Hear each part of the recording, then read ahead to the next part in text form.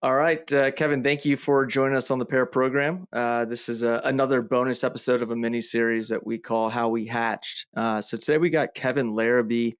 He's joining us. Kevin spent 20 plus years in the U.S. Army, serving in a number of different roles from field artilleryman to data scientist to chief data officer in his last role prior to retiring from the Army. Now sits as the head of product for an AI startup, DataShapes, which brings a software only approach for signal and waveform intelligence anywhere on any platform in real time. So this will be a fun conversation for our listeners who may be active duty or transitioning military folks, thinking about how their skill set might adapt into a tech startup environment. Plus, obviously, much more on some pretty cool tech that you guys are building. So, again, Kevin, good to have you on the pod, man. Yeah, thanks so much for having me. It's really exciting to be on and really excited to share my story and just some insights. For sure. Yeah, me too. Let's dive in. Before we get into the heart of the deep stuff, I'd like to ask start with like a pretty deep question in the terms of what did Kevin Larrabee have for breakfast this morning? Wow. So my usual routine is I usually go with an omelet, a couple fried eggs, something like that. So that's what I kicked off the day with, a little protein to start, Mm. a little bit of spicy hummus on top to kind of like add a little spice to it. So that's what I started my day with. Damn, that's strong. There's an egg shortage out there these days. My wife is telling me about this and like the cost of eggs and whatnot. And I was like, we're gonna pay it because I need to have eggs in the house. I'm the same way. Like I'll usually do like a fried egg or two, kick things off if we're feeling like a little adventurous, do like an omelet or something on the weekends. But feel like eggs a pretty safe bet. You're gonna feel good about yourself getting the day started.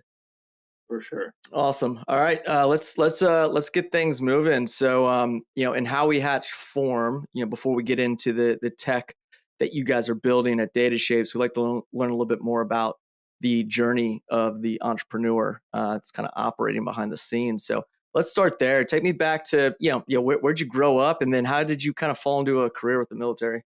Yeah. So, it was funny. I'm actually a military brat growing up. So I was born South Korea, 121 evacuation hospital.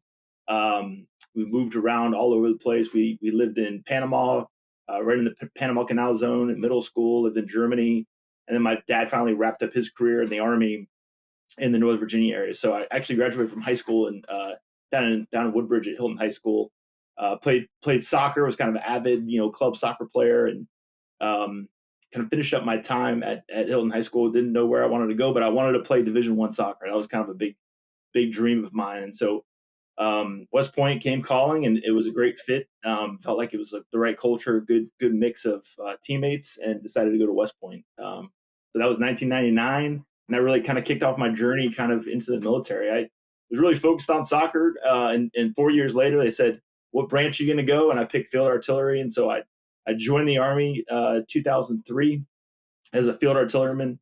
It's kind of funny, spring break of my senior year, we're all kind of enjoying ourselves, but on the news was the Iraq War, right? So the Iraq War was going on, artillery, the shock and awe was happening, and we all kind of looked at each other and we're like, "What's that patch that everyone's wearing?" And it was the Third ID patch. And I realized pretty quickly, like our worlds were going to change pretty quickly from there, and it did. And so we went to our whole cohort kind of went to Iraq, back to back Iraq, and that was really kind of like my first act of I like to think of it like as a 3-part drama of my career.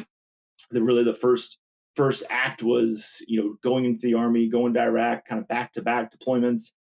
And then really in 2011, I was about to get out of the military, and the Army kind of pulled me back in and said, "Hey, go be an ORSA, which is an operations systems analyst." And I had no idea what that was, but the guy said, "You'll be kind of like a consultant in the Army." And so really my second act started, going out to Naval Postgraduate School and kind of getting a full gamut of technology, math, statistics, probability, and a lot of wargaming, modeling, and sim. And that kind of started my second act, really going and being a kind of an internal analyst. And so I started with the Army staff at Center for Army Analysis, went to Afghanistan, deployed as a data scientist, and then kind of did a CENTCOM tour doing modeling and sim, and really enjoying myself in kind of a different approach than I started my career at. And then really my third act of my Army career, I was recruited by a U.S. Army Special Operations Command organization up in the D.C. area in 2018, and we spent 6 years there, kind of running and gunning and building an entire team, working on machine learning, software development, and a lot of AI applications. Yeah, what a diverse kind of like handful of experiences there. You stay in touch with a lot of the guys that you were first deployed with back in '03? I still do. A lot of them are my classmates, and so I get to kind of catch up on reunions and football weekends and things like that. And so yeah, there's a lot of it seems like a world away now, looking back on it, but Yeah. definitely keep in touch with a lot of those folks, and those were some wild times. I mean, it's been 12 months as a 24-year-old in Baghdad, Iraq. Probably a very interesting time, and kind of those back to back. You were deployed for 12 months, back for 12 months, and then you're ready to deploy again. And so a lot of us kind of endured a lot of that global war on terror days. We were all passionate about service and wanted to do it, but those were some interesting times for sure. Yeah, got a lot of buddies that served during those times, and it's some wild stories they've come back with. Um, Wanted to kind of ask on that one point where maybe this is the second act. You were thinking about maybe retiring at that point, but you kind of got pulled into this other direction, which was you mentioned kind of going down the path of data science, maybe operations research. Right. Um, what was what were some of your crutches in terms of like asking for some advice on should I take this route, should I go private now? Talk to me a little bit about that fork in the roads, because it feels like it's a pretty big one, right? Sure. This idea that you're going to go down and pursue a little bit more of this data science career path, but do it with the military, right? So what did you lean into that decision tree? Like what helped you to make that decision? Yeah, it was interesting. Most of us coming out of West Point had a 5 year commitment, and so it was like the 2008, 2010 kind of roundabout time, and a lot of people were jumping, getting out of the Army, going to Booz Allen, going to Price Waterhouse, going to a lot of these big consulting firms, and I was really on that trajectory. I had a great offer at Price Waterhouse in Tyson's. I'm kind of a Northern Virginia guy to start, and so it was a really appealing this kind of route to go. As I started to talk to people, everybody kind of gave me the same feedback. It's a grind. You're kind of working on a project for 3 months here. You're not really owning any of the decisions that are coming out of the consulting. Um, and I think I felt I was not necessarily as prepared to go out and be successful in the consulting world right away. I was going to have to grind for 5-10 years to really get some really good work under my belt. And so the Army said, "Hey, we'll send you to a master's degree program for 2 years. You get into the school, and we'll send you, and we'll really get you prepared to really be a technical leader." And it was funny, some of my early conversations with recruiters, they said, "Well, you're kind of a generalist. You kind of have a systems engineering degree, but you don't really have any like real deep technical expertise." And so as I was thinking about that, going out to a 2 year master's in operations research or data science, I was really going to get that really deep tech background, and that's what really appealed to me. I got into Virginia Tech, got into Auburn, got into MPS, Naval Postgrad, and decided to kind of take that next journey and do something a little different. I think the other consideration was we just had our second son, and so we were kind of in this spot of, are we really ready to kind of hang it up, kind of pick a city, kind of go with the consulting route, or do we think we have a little bit more adventure in us from a family perspective as well? And my wife was like, "Let's do it. Let's give it a shot. Let's go out. Get that deep technical expertise." And I did still have a passion to serve, and so there was a couple of those different kind of pieces that I was wrestling with, to really make that hard decision. And I think a lot of people encourage me, if you're going to go operations research, go out and get the best master's degree you can possibly get to continue to keep competitive in the military. Don't just kind of, switch your hat to being an ops research guy, but not getting that really great degree. Yeah. Yeah, that's an interesting kind of like looking at it from both sides, because could you have, gone down the consulting path for sure. Um, I've got friends that have done exactly that, and sometimes just felt like almost a little bit of a floundering feeling of, not really like transition from military into like maybe a big defense prime or something, and not really feeling like like they almost could have achieved a little bit more in more of like an operational role, or like an end users type of role before you go and consult. And yeah, firsthand speaking, like consulting too, like man, having your second kid, it'd be the work you like a dog in those environments. Not far fetched from a startup either, but Right. I could tell Right. you like traveling and yeah, it gets pretty demanding in a consulting environment. But so you took this route, NPS, obviously a really great educational program. I'm curious to know, from integrating, so kind of be a little bit of foreshadowing here, but like integrating data science within military operations. What were some of the challenges that you kind of faced along the way? Yeah, I'll kind of walk you through a great example. I was going to Afghanistan to a pretty, we had rotated. I was at Center for Army Analysis. We had rotated a bunch of different, ORSAs through different commands all across Afghanistan.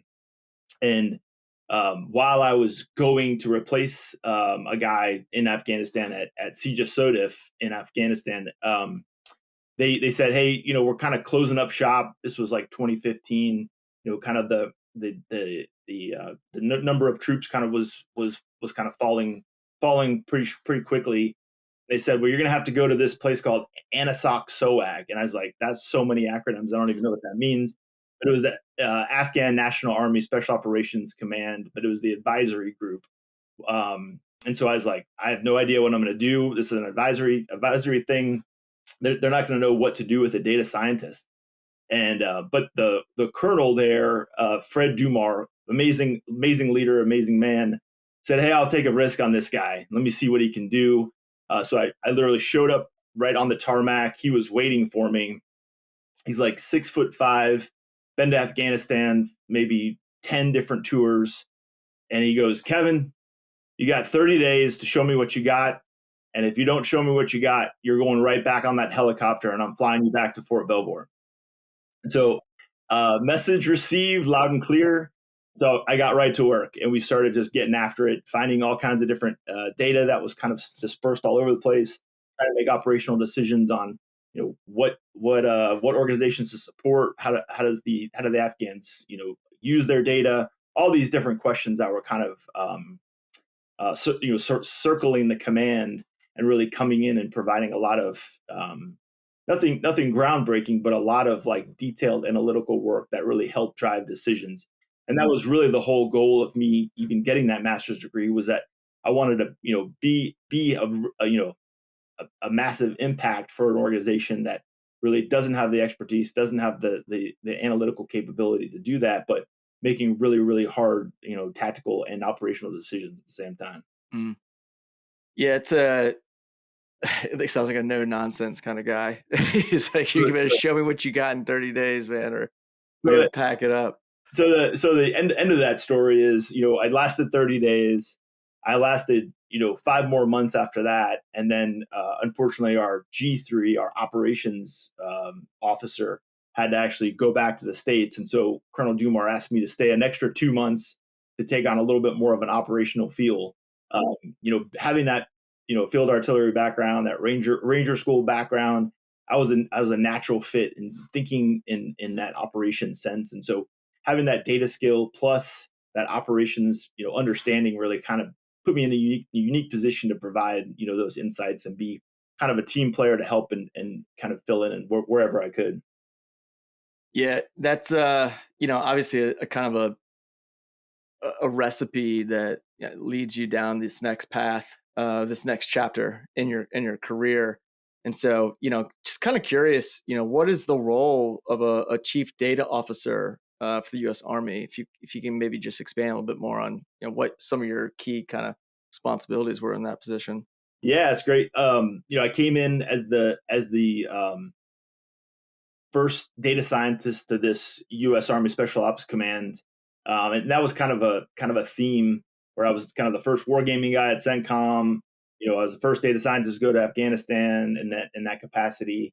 So I was doing a lot of unique things, and so I kind of showed up and just started kind of getting things done, kind of seeing where I was helpful. And pretty quickly after that, about a year into the job, they said, "Hey, we like what you're doing, but we need about 25 more of you to really fill in all the gaps and where we need to go." And so that led me into designing a team, building a team, growing a directorate from scratch to be able to meet all these different transformation requirements and really build a lot of prototypes, but also some production grade applications to be able to support the command. And as I did that, a natural role kind of emerged as, hey, we need somebody that's kind of organizationally in charge of our data, or in charge of our data strategy, and to really kind of put all the pieces together, the team, but also kind of the tech roadmap to be able to really scale and make sure that we're evolving technically, digitally to meet those operational requirements. So yeah, so that's kind of the long story, but really it was kind of like it was a lot of outward collaboration. Then there was a lot of internal kind of housekeeping to make sure our data we're collecting the right data, we're using the data properly, and then we were really kind of keeping pace with the decision cycle of the command to be able to really highlight whether it's an organizational problem or a tactical ops problem. We were able to kind of support multiple different functions. Yeah, it's fascinating. I mean, this is obviously an area that, we're seeing a huge, almost like a renaissance, if you will, in terms of tech modernization within military or defense settings, national security settings. Obviously, we'll talk a little bit about this and how you're doing this at Data Shapes, but going from this role, right? So this is leading up to 2024 in this position. What kind of led you into this mindset of like, all right, this is my time. I'm ready to kind of make the transition out of the military, and talk to me a little bit about that, and what some of these like programs in our disco call we talked about a few. What were some of these programs that you kind of tapped into to kind of help you make that transition as seamless as possible?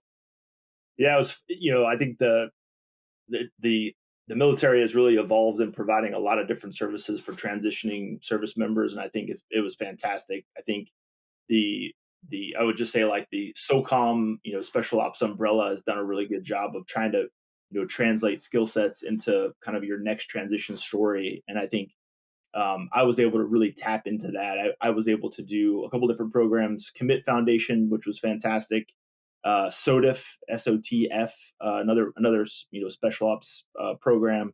The other one that I did, which was fantastic, was Defense Venture Fellowship. Unfortunately, that fellowship has kind of morphed and changed a little bit, but essentially they take service members and partner them with defense tech startups, really give them an early understanding of kind of how that ecosystem works, how product development works, how tech development works, and then really how capital works. And I think that was really an illuminating experience to be able to see, firsthand, the really some of the clash between how the military works and how commercial business works, and how sometimes the timing doesn't necessarily work to its favor, but really also how requirements are generated, and then how they're kind of that they morph across time to actually get product to customer in the defense space to really make a difference. And I think that really helped me understand a lot of those different nuances, but a lot of those challenges as well.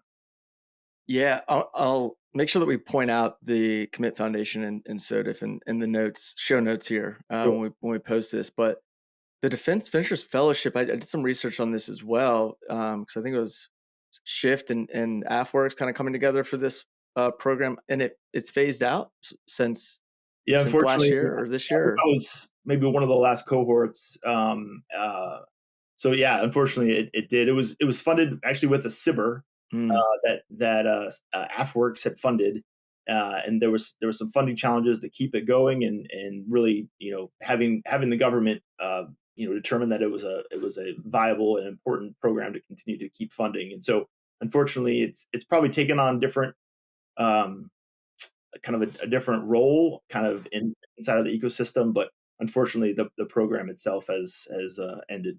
Yeah, the concept is fantastic. I mean, that type of fellowship is invaluable experience when you're still active duty and Right. looking to kind of make that transition. Were there folks that you met through that experience that kind of led you down this path of data shapes? I guess yeah, we can use this as a good segue into how you kind of came across data shapes and talk about that transition. Yeah, so it was, Commit Foundation does a great job of really kind of providing you a roadmap to really the transition process and the things you should be doing. I think one of the biggest things that I took away from it was your network is really, a really important foundation to that transition step, and making sure people understand your background, your skills, and then what you're trying to do, as you transition. So really, that 1,000 cups of coffee was something that was really invaluable, and really just talking to everybody that I was interested in. So I had a kind of whiteboard of all these different companies, different places that I wanted to look into. Defense tech, of course, was there. Data science and machine learning was there.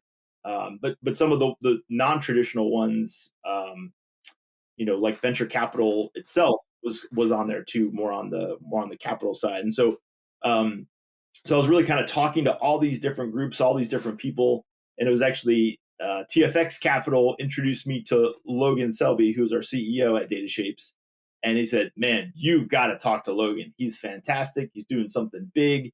You really need to talk to him." And that was really that first connection to DataShapes itself. And so data shapes, for one, where are they based out of? So they were in Silicon Valley, up into early 24, and they moved their headquarters to Charlottesville, Virginia, just after that. So yeah, so we're now in Charlottesville. Okay. And what was it about them that I guess most attracted them or you to them in terms of, was it the technology? Was it kind of the stage that they were at? Was it um, you know, almost like this approach to like a dual use type of company? Like what were the things that really checked those boxes? Yeah, it was, a lot of it was a culture. Right off the bat was really getting to know Logan, really understanding kind of where they were in the journey.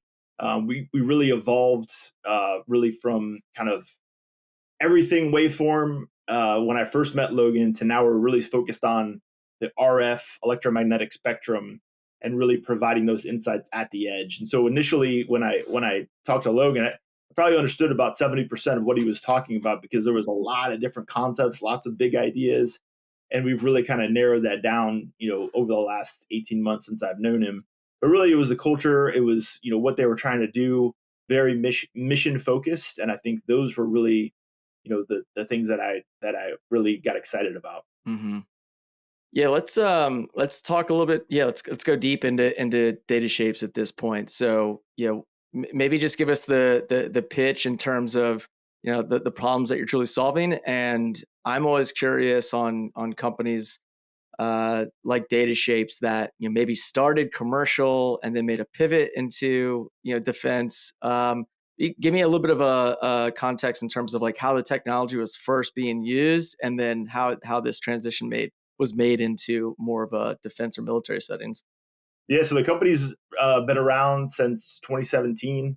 Out in Silicon Valley, the core tech was started in big pharma.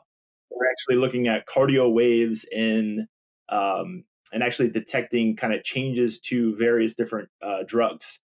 Um, it started to get a little bit too good and finding anomalies in some of these different tests, and so we were actually kind of pushed out a little bit on the big pharma side. Logan came in about 2020 and really started kind of vectoring us towards defense, and then really kind of honing, more and more, into the electromagnetic spectrum and really at the edge. And so, the as I was transitioning, I think this is kind of interesting. It was May of 24. And I had about, I think, 4 different job offers to be directors of AI or head product for AI, different things for a couple different companies. And they were all fantastic offers, and I was actually skill bridging with a services and tech based company. Fantastic company, and I was ready to kind of jump, and kind of take on that role. Logan reached out to me and said, "Hey, how's everything going?" And I said, "Yeah, it's going great." And he said, "I'd love to talk to you. I think we have something that would be really great." They just closed their funding round February, March of 24, and so there was kind of this grand opportunity to join something just as we closed our seed funding round. And so as I started talking to Logan, and he was kind of giving me more insight about what they're working on, the one story that still resonates with me was he said, "We just got back from the National Training Center out in the deserts of California." Wow. I said, "Well, who was out? Who was out there? Was it just you, or like what was going on?" He said, "No, it was like all of our PhDs and me and our BD guy, and we just all like collapsed and like went out to National Training Center and like wanted to show them our tech and really get kind of boots on the ground." I was like, "Wait a second. So your PhDs and your BD guy and everybody's out there just like rowing together to make it all work?" And he said, "Yeah, that's just how we do it." And I was like, "Wow, that's pretty cool." Where it's really kind of warfighters and PhDs coming together to solve really hard problems and providing the context of kind of what that warfighter needs. And I think that was kind of like an aha moment. Like, I think these guys are doing something cool. I think I can help a ton and add a ton of relevancy and understanding what these problems are.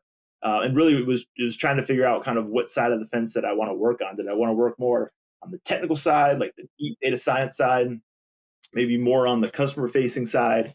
And really, it was kind of like, I don't really know how I'm going to fit on this team. I like it. It's cool. It's exciting. And when he said, "Hey, how about you come on as our head of product?" I had to actually like Google what a head of product does, and I was like, I don't know. It sounds pretty cool, but I have no idea what you're talking about, because there's no head of products in DoD. Like Hmm. organic to a unit, there's no head of product that kind of sits and supports that function. And so, after some googling and talking to a bunch of people, it just started to kind of click to me and make sense. Yeah, this was a big kind of sticking point for us when we had our discovery call because there is this kind of missing link in between commercial startups, product managers, that skill set, that key kind of like bridge between the end users and the technical teams. When you carry that over into like a defense setting, right? You don't really see that type of skill set or that role kind of being defined. I mean, sort of like project managers, but thinking truly about how this product is impacting, gathering that user feedback, iterating on the product. That still felt like that was like an undefined area for a lot of folks that were maybe in that defense ecosystem. Palantir, I think, did a good job of this in terms of the forward deployed engineering skill set, sitting down with end users. So I have to imagine that it registered with you, right? That you bring that up because it registered with you as somebody that was obviously in an operational role in the military, but then looking for a position that would combine the two. And it sounds like Logan saw something similar with, this would be a perfect role for you here. And at that point, did they have anybody on the product team, or was it more so researchers and engineers? Like, tell me a little bit about the landscape of the tech teams at that time that you joined. Yeah, so we there was a VP of engineering, Logan, and then really some outward facing business development and sales team. And so there really wasn't like a dedicated product person leading the charge, and it was really a lot of prototypes, a lot of kind of discovery of like, this could this work, could that work, could this, how about this. Um, and we really didn't have a product focused team, and that cohesiveness of engineers to sales was just kind of, everybody was kind of shooting past each other on different requirements. Yeah, and that's kind of what trying to build awareness for those listeners that are wondering where that role might be a good fit for them in a defense tech startup or dual use startup, what have you. That operational role, that end user, right? talk to me a little bit about, maybe even like going back to some of your time in conflict environments, right, where you're able to kind of put yourself back in that seat of what you were missing from a technology perspective and how that impacts, you in this current role as a head of product for building a product that's, for that next wave of warfighters. Like, how valuable was that for you? And how much does that play into, your kind of like day to day when you're working with the tech teams? Yeah, no, I think it's great. I kind of described a little bit about as at the USASOC organization, we kind of built this team from the ground up. You know, how we built it was give me the smartest data engineer, the smartest data scientist, give me another data engineer, give me a software engineer, all these very like technical people. And as we built things, we were showing it in front of the end user, and they're like, it's okay, but I wanted to do this. And we were like, okay, well, let's do it like that. And so we would iterate. And we were like, man, I feel like we're missing somebody. And finally we had like this aha moment. We said, like, we need like a scrum master, right? Like a guy that like keeps track of what engineering's doing, kind of what the end user's doing, like is customer facing, like writing stuff down. And we found a couple rock star scrum masters, but really I think I go back to like the incentives of like, were we in the business in the military of actually producing, enterprise grade quality products? No, we were just trying to like meet the mission, meet the end user. And if the end user was like, hey, this is great, then everybody was successful. But did the product last? Maybe not. It may have died on a vine. Like all these different things happen internal to government produced technology. And so there was no incentive structure to have somebody that was like the champion of all products, and we were trying to actually sell them to the rest of the government because there was no incentive structure to do that. On the commercial side, there's a huge incentive structure to have amazing products that you build once that you scale across multiple end users to really get that stickiness, and then really the revenue follows once you can find that product market fit. And I think that's something that I've really enjoyed about kind of jumping to the commercial side is that if you do it right once and you can then scale across multiple sectors, dual use being a great example of that. I think that's where the incentive structure is heavily weighted to the commercial side versus the defense side. Yeah, it's a common kind of discussion point we often hear is, where you start from. Do you start in the commercial side and kind of like work your way over? Do you start defense and kind of use that as your selling angle to the commercial folks? We're actually hosting an episode coming up here soon about, oftentimes like, dual use. I think it's a term that gets thrown around pretty loosely right now. It's also a very buzzy word, but it's also, could be very distracting to a founder that's on a shortened runway and, getting pulled down, well, you got this grant, let's just go all in on it. But, if there's not really that light at the end of the tunnel, like how are you going to get from that, phase two to the, that phase three that's often, rarely, presents itself. Well, you might have just burned through, majority of your cash, and now whatever opportunity you had to maybe even salvage a commercial opportunity, you've lost it. So I'm always intrigued with, talking to early stage companies like DataShapes, and how you juggle that product roadmap with, how are you prioritizing what you're catering to versus maybe something that, yeah, might be a year or two out. How much time and money are you dedicating to that opportunity if it's on the defense sector versus something that might be worth your time on, on the commercial side. But it's kind of juggling that. I'm always curious from like product roadmap build to, revenue, managing finances. You're probably talking to all these different, sales and on the finance side of things, what's going through the leadership's head with how you're prioritizing the strategy. Yeah, no, that's great question. I think we all are very passionate about the defense side of our business, but we also know the commercial side can go really fast, really quick, and can generate lots of revenue in the short term. What we've realized too is the commercial side of our business, we also need rock star products that can stand in front of a commercial customer and it can operate seamlessly with really no defect. And so on the defense side, there's a little bit more room to customize and make sure you're meeting that use case.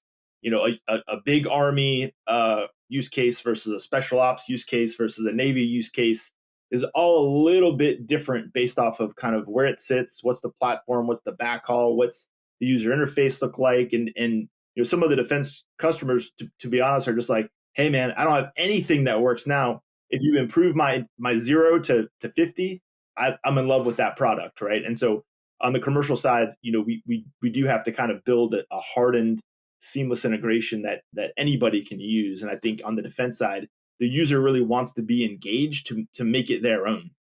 And so, we do have kind of those trade-offs of, are we ready for commercial? Are we ready for defense? What part of defense are we looking to kind of break into? And so that really does have roadmap implications. I think, our strategy, my strategy really is how do you build modular parts of the overall product, and how do you build those things really well one time, and then how do you then scale it and then start to kind of connect the dots on various pieces of the technology that can kind of be pulled apart, connected, and then shipped in a way that really kind of meets the need. And I think if you build those core components really fast or hasty, then all of a sudden you're going to get 6 months down the road and you're like, dang it, we shouldn't have built it like that. We should have built it kind of with the kind of the modularity in mind.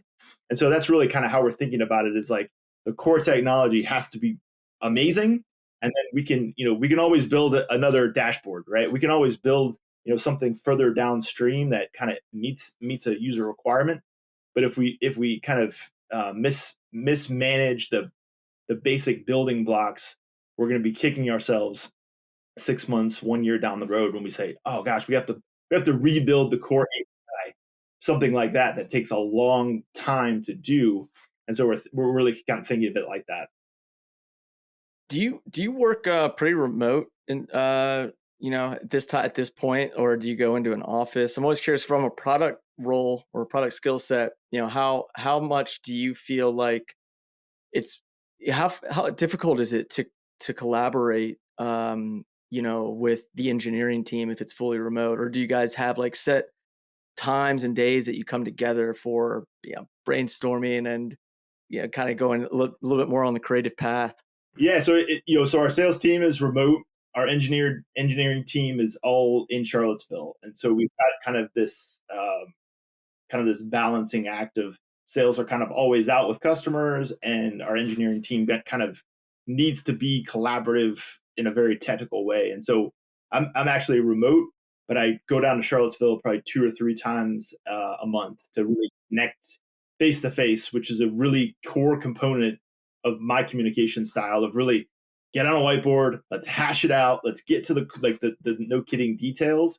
And so that kind of gives me that accordion of kind of being where I need to be when I need to do it. It was funny, when I first joined the company, there was really no product meeting kind of on the books. And so I was like, hey, we need a product meeting. Let's get together. Let's all talk. And the first one, there was like 4 different people reached out to me after and said, Kevin, that was a lightning rod. You were the lightning rod to that meeting. And I was like, I think that's what I'm supposed to do, is like challenge people, bring sales, bring requirements, bring engineering, ask hard questions about timelines, because it really hadn't really been there. And so, we've morphed a couple times on our battle rhythm or our weekly calendar, but really that product meeting, the more and more we kind of dug into it, the more it was a lightning rod discussion, because it was so engaging, and it was really kind of struggling with like, where are we now, where are we going, and then really reducing that, what I like to call the say do gap. We're saying this, but it's doing this. Yeah. How do we reduce that say do gap to something that we're telling customers it does a thing, it's kind of doing it. How does it need to function to really meet that requirement? Yeah, and the value of having those bodies, those brains in one room for that kind of think tank session is super. It's invaluable. I think we see it a lot of times, like from a recruiting perspective, right? everything went fully remote, and then you started to see, slow kind of hybrid transition and happening. But we saw a lot of still like early stage startups really kind of want this need for more in-person collaboration. And maybe it's department specific, but when it came down to it, obviously, if there's a hardware piece to the technology, I mean, it's almost like a no brainer. You're going to need to get folks in person and really, get your hands dirty with it. But even on the software side, just that collaboration between the product teams, the engineering teams, and maybe if it's a marketing person or tech marketing person that's kind of involved as well, that the value of having that in person, even if it's just a day or two or three out of the month, to have that taken fully remote is can be a bit of a challenge. So I'm always interested to see, how you perceive that, and it sounds like that might be something that you replicate. Try to bring those kind of lightning sessions together more frequently. Sure. Yep. Um, do you ever feel like, we hear this sometimes, like this almost like imposter syndrome, where you're kind of almost figuring it out as you go. For many purposes, like this one is like a fairly a new role that was created in the org, but then coming from an environment that many would say is vastly different than that of a startup environment, building a product. Obviously, you have ties and connections to who the product's going to be for the end users, but do you ever feel like almost like this imposter syndrome of, I don't know, like I didn't come into this role like as a VP of product, repeat person for multiple startups. How am I going to do here? I think it's probably a common thought for a lot of folks, especially if you take the military transition into civilian life, then you add the flair of a startup environment. Um, how do you cope with that, or do you ever experience that or feel that, or almost ways that you kind of vent to like how you're feeling about being in this position, and making sure that you're, I don't know, it's just something that kind of comes to mind because I've heard it a few times. Does that Sure. ever cross your mind? Yeah, I think so. I mean, I think with a new position, and it's all kind of new for the company, which also gives me a little bit of confidence that you kind of go back to your first principles, and character never goes out of style, communication really never goes out of style, being open to learn and taking feedback, I think, is also one of my superpowers. Where just because I did 21 years in the military and have led multiple teams across DoD, I still don't have all the answers. I've read four different product books since I started, and really just getting on a bunch of product podcasts and really learning from experts in the field. I think I think that kind of helps me kind of get over that hump of some of that imposter syndrome. I think, but really going back to first principles and kind of treating the position with respect, and also a lot of authority to be able to really kind of drive different change. But I think I like to say communication is also a whole lot of listening, not just all about talking. And so kind of asking hard questions, listening from experts. One of the other things we have at our advantage at DataShapes is we have two different individuals that have actually exited startups in the past. Our VP of engineering and our principal software engineer Wow, it's huge. have actually exited seed and A round startups. And so that gives us a lot of confidence in kind of, are we doing the right things? Are we at the right pace? Are we kind of moving at the right level?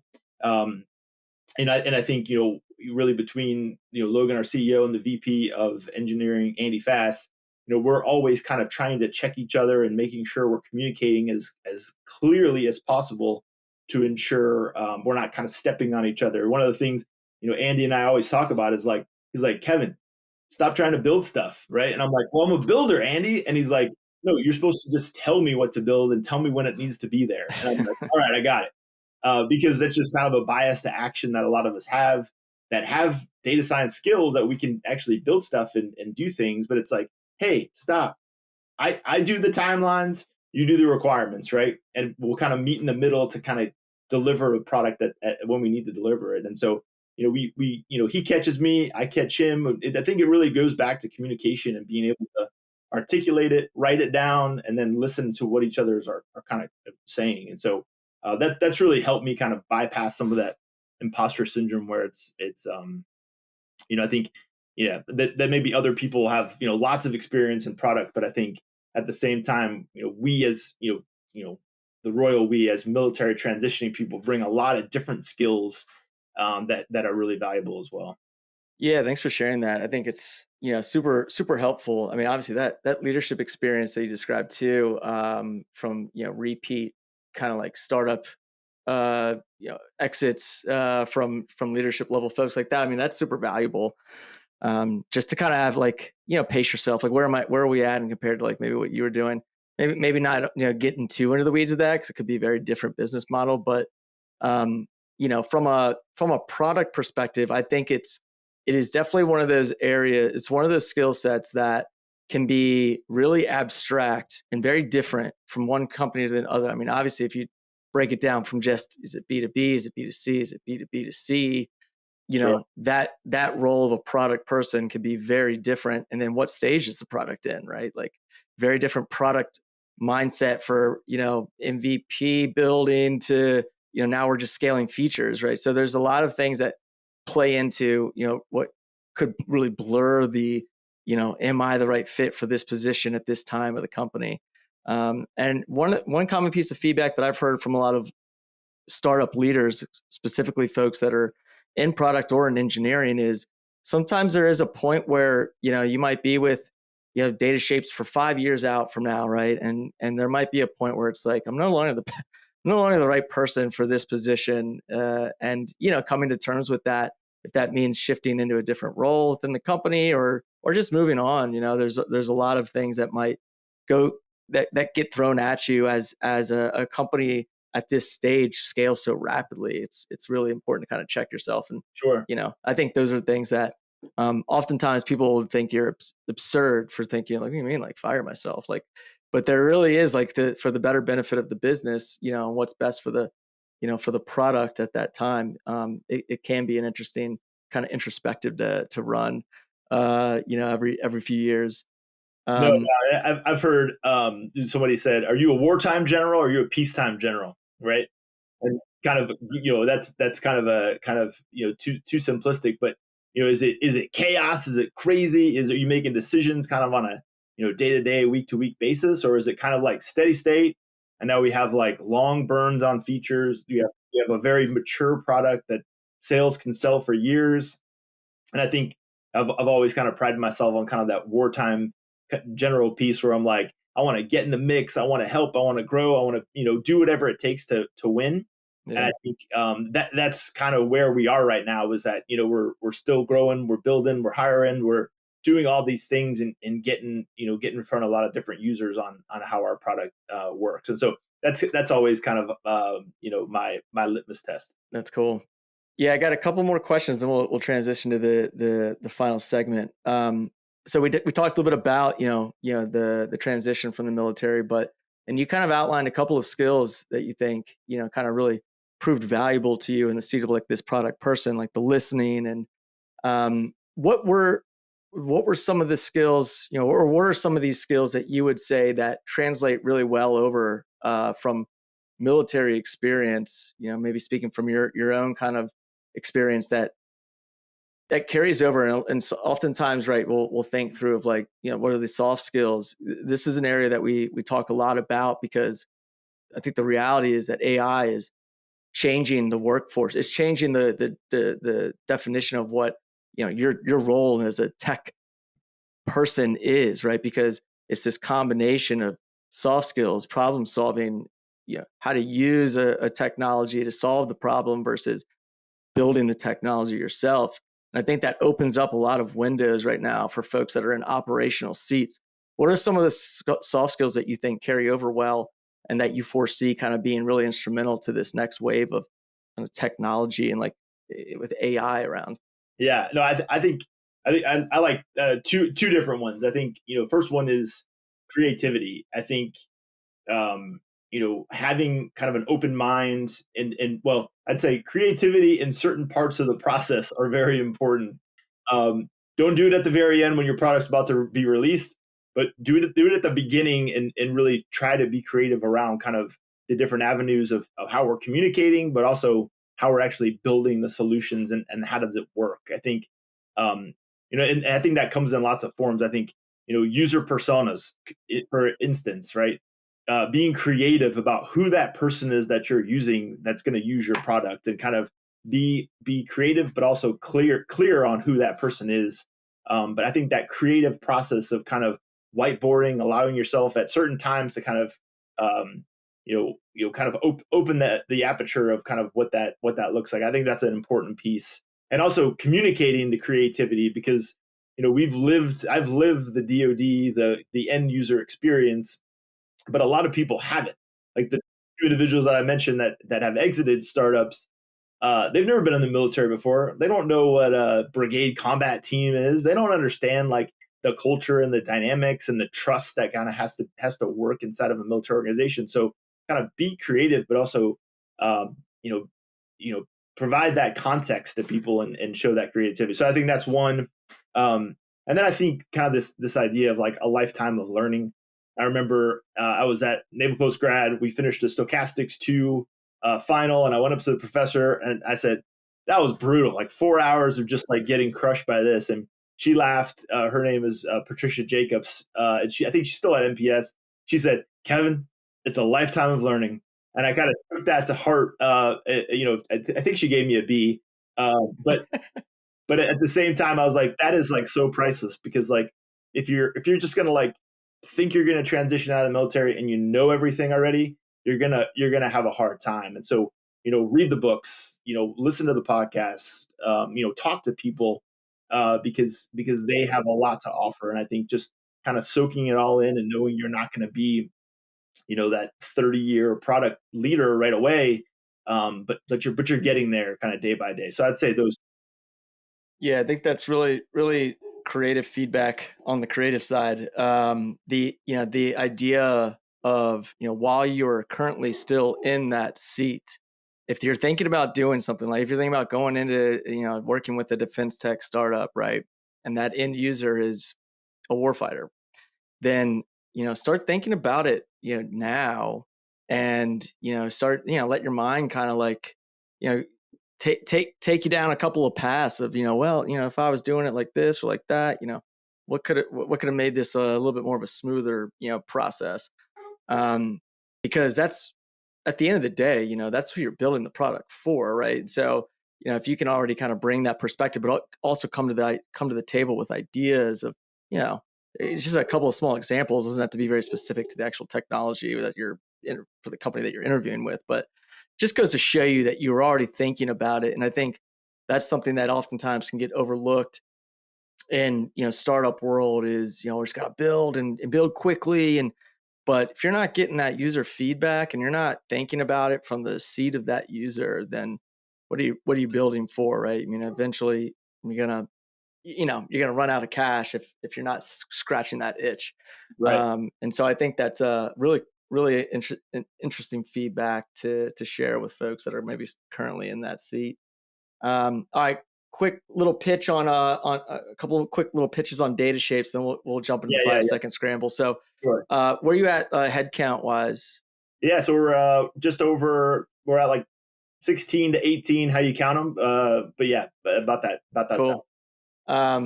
Funding, where did things kind of currently sit? Yeah, so we closed, like I mentioned, February 24, I think 7.5 mil, and we were oversubscribed, which was really exciting. So we're still kind of in that space, and we're growing fast, which is really exciting. And so the goal is to get to an A round here shortly, and I think I just think showing the success and kind of the adoption is going to be key there.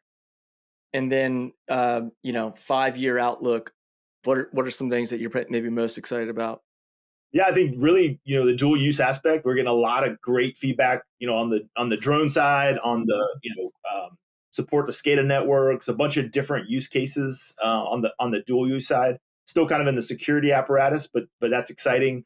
And then on the DoD side, we're really excited about going on big exquisite sensors, but we're also excited about kind of delivery at the edge to the warfighter. So we have a lot of different opportunities to really write exquisite hardware, but deliver solutions right to the edge. And really, we like to say kind of see the unseen, but really illuminate the electromagnetic spectrum in a way that a non, electronic warfare trained person can actually understand what's going on and then take action. And so that's really what we're focused on, and that's really exciting.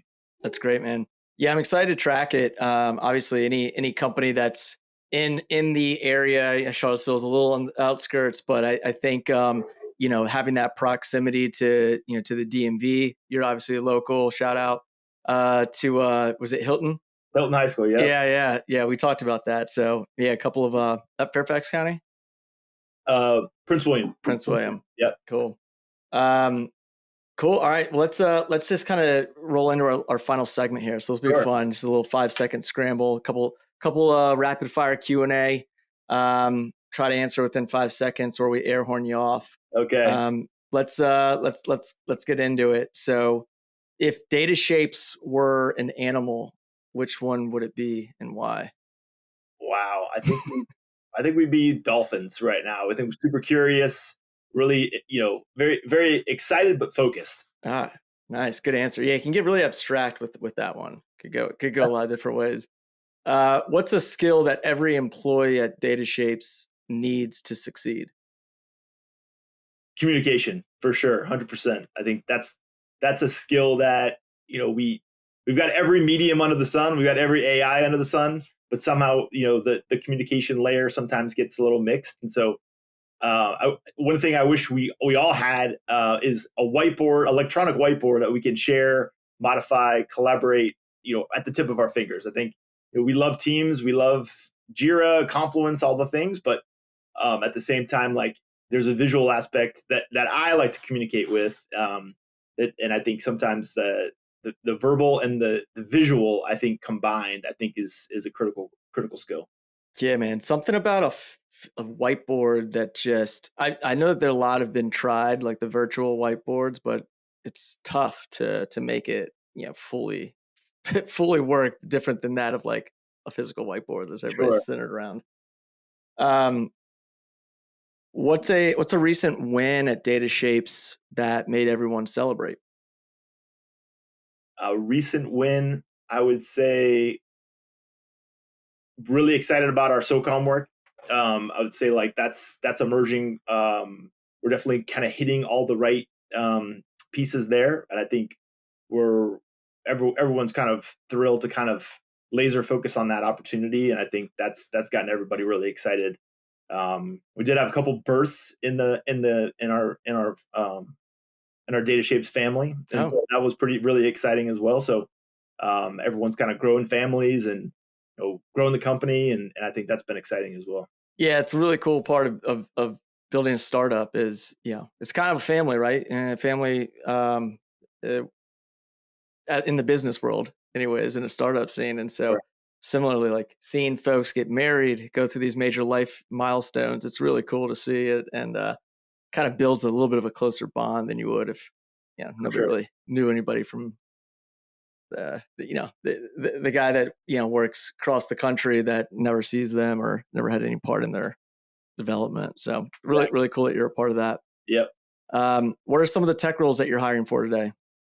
So we're looking for a variety of different engineers. We build all of our technology in Rust, which is a kind of an up and coming emerging technology, kind of native binaries to be able to really provide the security that we know that the defense needs and commercial needs. So looking for some back end Rust engineers, a couple software developers, and then really on the kind of mission success side, we're hiring a couple roles there too. Cool. What is a charity or corporate philanthropy that's near and dear to you? Yeah, so 2017, a couple of my West Point classmates, soccer players, actually started a what we call it KJ Smith Legacy Project. And so KJ Smith was a goalkeeper with us on the Army soccer team. He was killed in Iraq in 2005. And we honor him by doing a t-shirt sale, a bunch of cool stuff kind of in his name, and give all that money back to West Point Soccer, and so that's been an awesome thing that we started. A couple of buddies started, and we've raised over $50,000 for the soccer program, and kind of bringing that legacy back. And KJ was an amazing man, and gave his life in service, and so we do that, and have honored a couple other Army soccer players at the same time. So that's been something that has been near and dear to my heart. Very cool. Yeah, we'll also throw that in the show notes. The KJ Smith Legacy Project. I'll have to Yep. have you shoot me over the link to it. Sure. Um, what's the first app that you check in the morning? Man, I think Your the TikTok. real answer, or no. I think it's kind of a probably like an inbox thing. We have four sons, and so our life is pretty crazy with activities and Mm-hmm. updates and things like that. So we're constantly kind of keeping up with the inbox. That's probably my first app I check. Mm-hmm. I do love to kind of scroll LinkedIn to see kind of what's going on the defense tech side. So that's probably a pretty close second. I do like my meditation in the morning, which is good. So I use Hallow, which is a great app to kind of clear your mind and kind of refocus in the morning. So I do like that. We actually had the CTO of Hallow on the pod Oh, nice. like 2 years ago. Oh, Yeah. so yeah, it's fantastic. What tech pioneer do you think would be the most fun at a party? Oh man, that's a good one. So probably like Lucky Palmer, right? I think he'd be fantastic Good at answer. a party. He's just a very dynamic guy. He's got a lot of creativity. I mean, the IFAS thing is now coming back, which is fantastic. But I think he'd be a lot of fun at the party. I could throw a couple friendly names out, but they probably wouldn't appreciate it. But I would say Lucky Palmer. That's a good answer. Yeah, I could see him rolling in with his with an Oculus on and Yeah. kind of losing himself in the scene. What's the worst fashion trend that you've ever followed? Back in the day, maybe there's people out there that did this, but I used to peg my pants for like 4 years, right? So I would say pegging pants would be the worst fashion trend I think that I adopted and actually subscribed to for a long time. Yeah, I'm picturing like an early stage like AC Slater or like Zach Morris, like Saved by the Bell. Early days, pegging like some denim jeans. For sure. um, what's a hobby that you've picked up that you would say is kind of outside of your character? So it was pretty interesting. I've actually really enjoyed percussion for a long time, and I have a couple different bongos, a couple different drums that I like just love to pick up and play. My son is great at guitar, and so we're actually like kind of pairing Yeah. bongos with guitar, and so he's learning all these different songs. Tom Petty with bongos, right? It's kind of this interesting kind of jam sesh that we like to do. So I really enjoy that, and probably a lot of people don't know I do. That's awesome. Let me know when you guys go on tour. Yeah, Play at some I'll local let you know. bars. Yeah, Jimmy Buffett way better than like Zach Bryan, right? So the bongos fit in certain spots. That's good stuff. All right, last couple ones. Favorite Disney character? Man, I love Aladdin. Mm, Like that. I think the first one was great, but the second one with Will Smith, I think was like maybe one of my favorite Disney remakes. So I like that. I love the kind of rags to riches story, but like that character as well. So I do like that. yeah, that's my favorite character as well.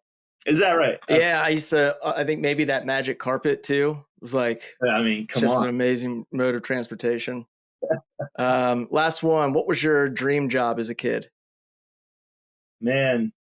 I grew up in the days of like Tony Meoli, the goalie, Peter Schmeichel from Manchester United. Mm-hmm. Like those were my like the icon goalkeepers. Oliver Kahn was another kind of like icon goalkeeper back in the day.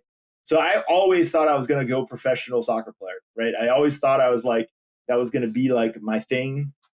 Um, but I've also enjoyed kind of like this kind of seeing the big picture and kind of the strategy side too. So I think that's professional goalkeeper. I think kind of secondary was like owning kind of my own business that it's in some future state. So I think that's maybe in the realm of possible, but I really love this head of product role. I think if you're not good at a head of product role, it's hard to be a good product CEO. And so I've really enjoyed this my transition and being in this spot. So I do really like this. But to be honest, professional goalkeeper was definitely high on the list. Were you a goalkeeper? So I was a goalkeeper. So okay. was my they always say, like, the best athlete is the goalkeeper. I think everyone disagrees with that statement on a soccer team, but that was my position. I loved penalty kicks. Oh, I mean, no higher pressure scene than a penalty kick, and being in the goal. Yeah, exactly. So high pressure, and they would always say, it's no pressure for the goalie; it's all the pressures on the kicker, right? And so I loved kind of psyching the guys out, and yeah. So I love that. Good stuff, man. All right, well, let's wrap on that note. I wanted to thank you again for spending time with us on the pod. Excited for the work that you guys are doing at DataShapes, not only in defense, also in the commercial space as well. And you're an awesome entrepreneur, man. We're rooting for you guys. Thanks for hanging with us on the pod. Yeah, thanks, Tim. Appreciate it. It was awesome.